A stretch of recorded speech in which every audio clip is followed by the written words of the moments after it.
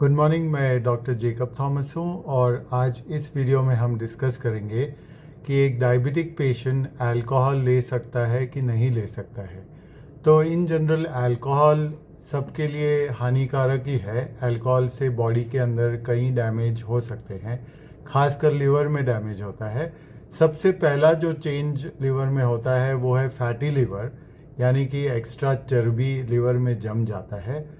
पर यह अच्छी बात नहीं है क्योंकि यही चर्बी लिवर को दबाती है और over a period of time liver को डैमेज कर देती है।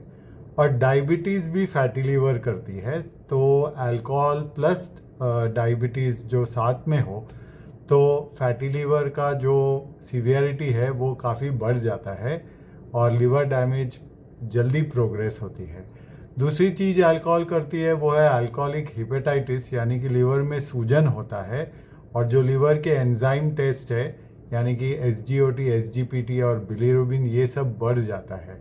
इसका मतलब होता है कि अल्कोहल से लिवर में डैमेज हो रहा है एंड लिवर में रिजर्व कैपेसिटी बहुत है।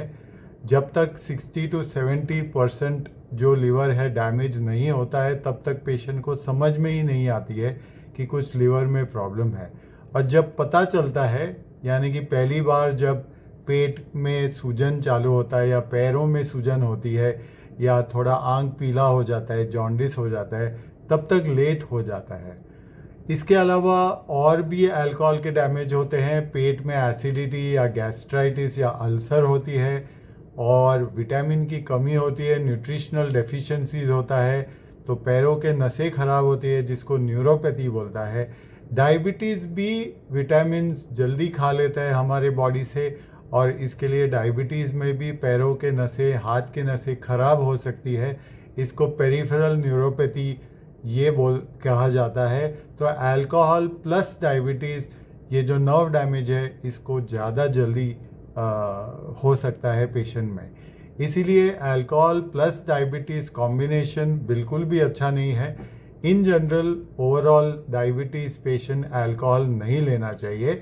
बट आइए ये जानते हैं कि किस प्रकार के अल्कोहल से इमीडिएटली शुगर बढ़ता है या नहीं बढ़ता है।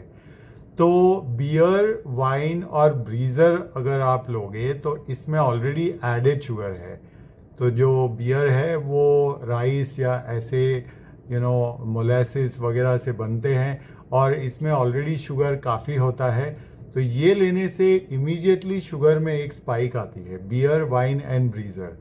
बाकी के जो अल्कोहल है यानी कि विस्की, वोडका, रम, कोनियाक, टकीला, ये सब में जो ब्रांडी है ये सब में शुगर नहीं होता है, ये सब सिर्फ अल्कोहल होता है।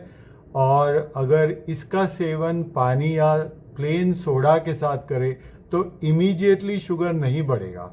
ऑफ कोर्स जैसे मैंने बताया उसमें ये बाकी के डैमेजेस होते हैं लिवर में, पैरों के नसों में एक्सेट्रा, जो डायबिटीज़ भी वही करती है। तो डैमेज तो ज़रूर होगा लॉन्ग टर्म बेसिस में, लेकिन इमीडिएटली जो है वो शुगर नहीं बढ़ेगा अगर किसी ने विस्की, वोडका, रम, ब्रांडी, टकीला ये सब पानी या सोडा के साथ लिया तो।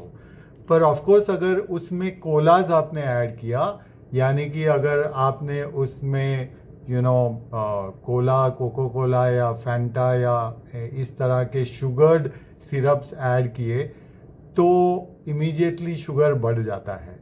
और जनरली लोग अल्कोहल के साथ कुछ कुछ खाते हैं। इंडियन ट्रेडिशन में बहुत सारे जंक फूड्स और फरसान जैसे चीज़ें खाते हैं और कहीं वो फरसान जैसी चीज़ों में शुगर का प्रमाण ज़्यादा होता है, कार्बोहाइड्रेट, सिंपल कार्बोहाइड्रेट ज़्यादा होता है, तो इसके लिए ब्लड शुगर बढ़ जाता है। पर अगर उसके साथ अगर आप ड्राई फ्रूट्स लो या कचुम्बर जैसी चीज़ें लो या कुछ नॉनवेज जैसे चीज़ें लो, फिश या चिकन जैसे या एग जैसे चीज़ें लो, तो इमीडिएटली शुगर नहीं बढ़ेगा।